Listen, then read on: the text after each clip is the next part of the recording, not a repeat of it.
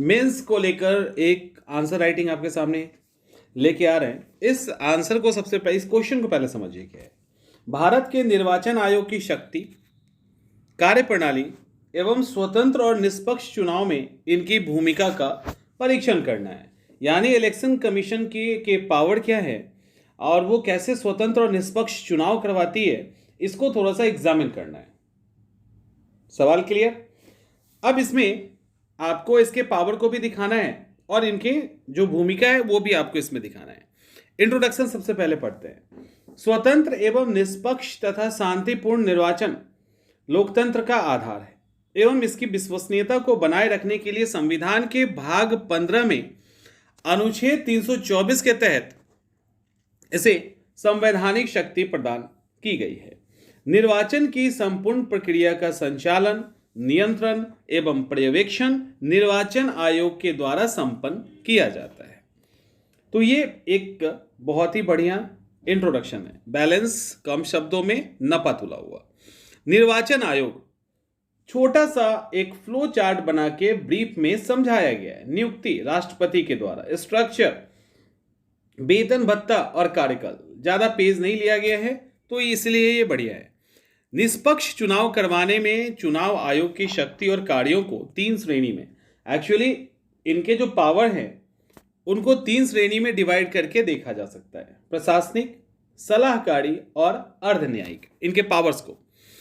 प्रशासनिक कार्य में क्या है कि संसद के परिसीमन, डेलिमिनेशन आयोग का जो रिकमेंडेशन होता है उसके आधार पर निर्वाचन क्षेत्रों के भूभाग का निर्धारण करना, समय समय पर निर्वाचक नामावली तैयार करना और योग्य मतदाताओं को पंजीकृत करना।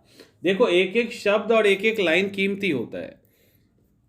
निर्वाचन की तिथि और समय सारणी निर्धारित करना, नामांकन पत्रों का निरीक्षण करना, राजनीतिक दलों को मान्यता प्रदान करना और निर्वाचन चिन्ह आवंटित करना, संसद का स्थान रिक्त होने पे उपचुनाव करवाना, सोशल मीडिया पे प्रचार प्रसार को विनियमित करना यानी कंट्रोल करना। अब मेन मीडिया एक तरह से समाप्त हो गया है तो सोशल मीडिया ही मेन स्ट्रीम में आया है, जिसको लेकर इन्होंने रिकमेंडेशन किया है। सलाहकारी शक्ति में संसद सदस्यों के निर्भरताओं पे राष्ट्रपति को सलाह देना, निर्वाचन कराने के लिए कर्मचारी की आवश्यकता के बारे में राष्ट्रपति या राज्य से आग्रह करना, राष्ट्रपति शासन वाले राज्यों में 1 साल के बाद चुनाव कराया जाए या नहीं, इस पर भी सलाह देने का काम इनका है।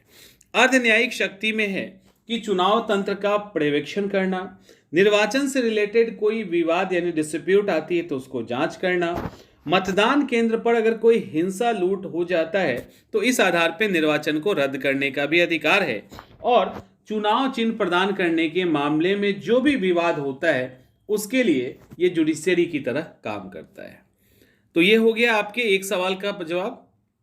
अब इनके अलावा, मतलब ये सारे तो उसके पावर्स के हुए, चुनाव आयोग निम्नलिखित मुद्दे पे भी अपनी भूमिका सुनिश्चित करता है। किसके लिए? फेयर इलेक्शन के लिए। चुनाव खर्च की सीमा तय करना, लोकसभा के लिए 95, बड़े राज्यों के लिए 40-28। चुनाव के दौरान एग्जिट पोल पर प्रतिबंध रहना, जीपीएस की मदद से मतदान केंद्र का रियल टाइम मॉनिटरिंग निगरानी करना, फोटो युक्त पहचान पत्र का उपयोग, नोटा विकल्प का उपयोग उपलब्ध करवाना, उम्मीदवारों का नामांकन के समय निम्न बातों की शपथ दिलवाना: आय और संपत्ति, आपराधिक पृष्ठभूमि, शैक्षणिक योग्यता, मतदान प्रक्रिया का वीडियो रिकॉर्डिंग। ये सब के अलावा निर्वाचन, अब ये सब तो ये निर्वाचन आयोग करवाती है इसके लिए, फ्री एंड फेयर इलेक्शन के लिए, लेकिन इन सब के बावजूद थोड़ी कमी तो दिखाना है। कमी क्या है?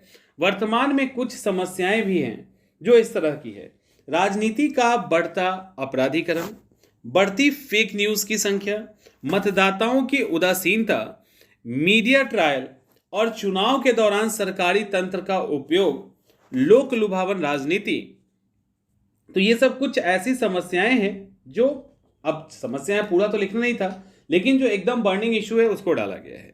अब इसका उपाय क्या है कि राजनीतिक दलों को इंटरनल रिफॉर्म करना है, आंतरिक सुधार की आवश्यकता है।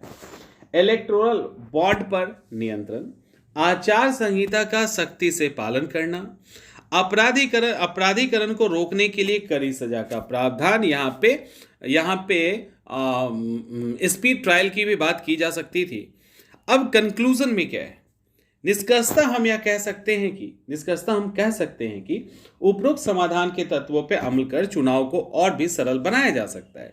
चुनाव आयोग द्वारा नवाचारी तकनीकों का प्रयोग कर स्वतंत्र, दोष मुक्त तथा पारदर्शी चुनाव कराने से लोगों का चुनावी व्यवस्था में विश्वास और भी मजबूत होगा।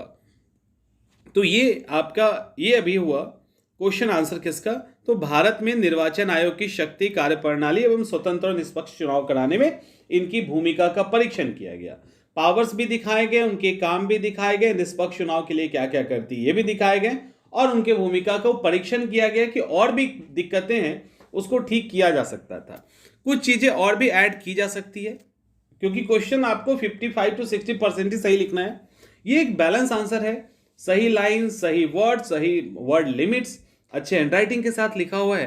तो आप इस तरह से फ्लो चार्ट भी इसमें बना हुआ है, तो इस तरह से आप एक बेहतरीन तरीके से अपने आंसर को डिजाइन कर सकते हैं और एकदम बैलेंस नपे तुले वे में इसके इस तरह से आंसर लिखने का प्रैक्टिस कर सकते हैं।